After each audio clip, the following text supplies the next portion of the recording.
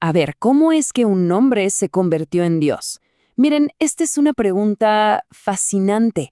Y ojo, no vamos a entrar en un debate de fe. Para nada. Lo que vamos a hacer aquí es abordarla desde la historia. Vamos a meternos de lleno a explorar cómo se desarrolló una de las ideas más transformadoras del mundo occidental. Todo desde una perspectiva netamente académica. Seguramente casi todo el mundo ha escuchado esta pregunta alguna vez, ¿no? Es como el corazón de la fe cristiana. ¿Cómo es que Dios se hizo hombre? Y bueno, esa pregunta es, en esencia, una cuestión de teología. O sea, se mueve en el terreno de las creencias religiosas, de intentar comprender un misterio divino. Pero, ¿y si le damos la vuelta? ¿Qué pasa si lo planteamos al revés? O sea, no empezar con un Dios que se hace hombre, sino con un hombre que, con el tiempo y en la mente de sus seguidores, llegó a ser visto como Dios. Y eso, amigos, ya no es teología. Eso es una pregunta de historia. Se trata de rastrear cómo una creencia fue evolucionando, ¿saben?, paso a paso a lo largo del tiempo y, sobre todo, dentro de su propio contexto cultural. Y justo ese va a ser nuestro enfoque hoy, el desarrollo histórico de la idea de que Jesús era divino. Ok, aquí está nuestra hoja de ruta. Primero, vamos a ver esa línea entre lo divino y lo humano. Luego, hablaremos de Jesús como profeta apocalíptico, qué fue lo que lo cambió todo, ese catalizador, y cómo fue que la creencia en él se fue transformando hasta llegar a donde llegó. Perfecto, empecemos por el principio. Hay que entender el mundo en el que nacieron todas estas ideas. Y créanme, era un lugar muy, pero muy diferente al nuestro. Miren, en esa época, la idea de que los dioses podían bajar y hacerse humanos, o que los humanos podían de alguna forma volverse divinos, no era nada del otro mundo, para nada. De hecho, era algo bastante común en todo el Imperio Romano. Digamos que no existía ese muro de concreto que hoy imaginamos entre el cielo y la tierra.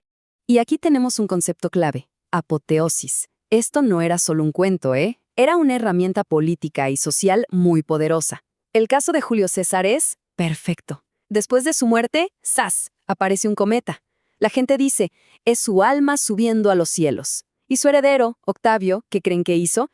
Pues lo usó para afianzar su poder, porque piénsenlo, si César era un dios, ¿qué era él, su hijo adoptivo? Exacto, el hijo de Dios. Una jugada maestra. Y fíjense en esto, porque es clave. La historia de Jesús no era un caso aislado. Si la comparamos, por ejemplo, con la de un contemporáneo suyo, Apolonio de Tiana, las similitudes son asombrosas. Miren, un nacimiento milagroso, una vida de maestro y de hacer milagros, y al final, una ascensión al cielo. ¿Qué nos dice esto? Que la historia de Jesús seguía un patrón, un molde cultural que la gente de la época podía entender y reconocer perfectamente. Ok, pero uno podría pensar, bueno, ¿y en el judaísmo? Ahí sí que eran monoteístas estrictos. Y sí, lo eran. Pero incluso ahí, la línea entre lo humano y lo divino no era tan sólida como parece. Había historias de hijos de Dios que se mezclaban con humanos. Profetas como Enoc que subían al cielo sin morir. Incluso al rey de Israel se le llamaba hijo de Dios. Así que la idea de un ser humano con un estatus divino especial no era para nada algo impensable. Bien, con todo este contexto en mente, ahora sí, ¿dónde encaja el Jesús histórico?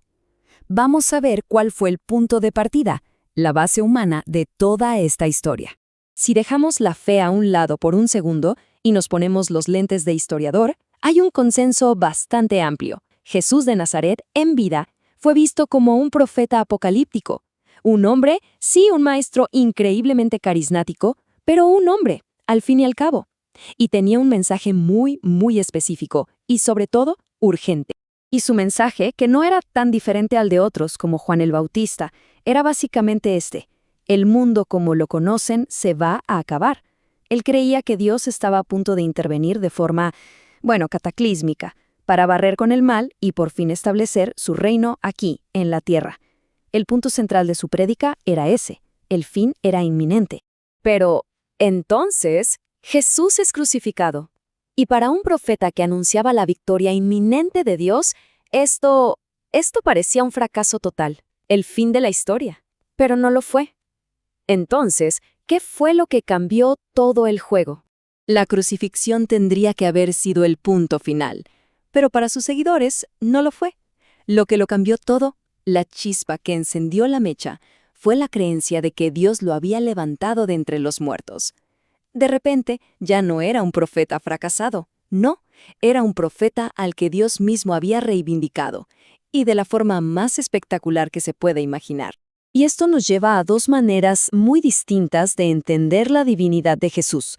Los expertos las llaman cristologías. Por un lado tenemos la cristología de exaltación, la idea de que un hombre es elevado a un estatus divino. Y por otro, la cristología de encarnación, un ser divino que baja y se hace hombre. Lo que la historia sugiere es que la primera creencia, la de exaltación, fue la más temprana, y con el tiempo evolucionó hasta convertirse en la segunda. Y lo más interesante es que hay evidencia de esto en los textos más antiguos del cristianismo. Por ejemplo, este credo que cita el apóstol Pablo en su carta a los Romanos es súper antiguo, probablemente de apenas unos años después de la muerte de Jesús. Y escuchen bien la palabra que usa. Jesús fue declarado Hijo de Dios. ¿Cuándo? En su resurrección. No dice que siempre lo fue, dice que en ese momento se le dio ese estatus y ese poder. Pero la cosa no quedó ahí. La idea de la divinidad de Jesús siguió evolucionando mucho después de la resurrección. A ver, veamos cómo esta creencia inicial se fue desarrollando con los años. Si avanzamos unas cuantas décadas, nos encontramos con una teología completamente distinta. El Evangelio de Juan, que se escribió ya a finales del primer siglo, presenta una idea que era radicalmente nueva en ese momento. Aquí Jesús no se convierte en Dios en la resurrección. No, aquí Él ya era divino desde el principio, incluso antes de que el mundo existiera. Este cambio es monumental. Es lo que los académicos llaman una alta cristología. Y al final, esta visión, la de la encarnación, fue la que se impuso. Se convirtió en la piedra angular de la ortodoxia cristiana y, bueno, ha definido la fe por los últimos 2000 años. Muy bien. Para ir cerrando, vamos a recapitular este viaje histórico que hemos trazado, siempre, recuerden, desde una perspectiva académica.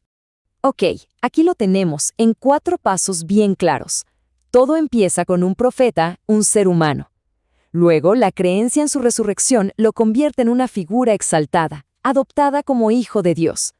Y finalmente, con el paso del tiempo, la idea sigue evolucionando hasta llegar a la creencia de que Él siempre fue divino y que solo se hizo humano por un tiempo.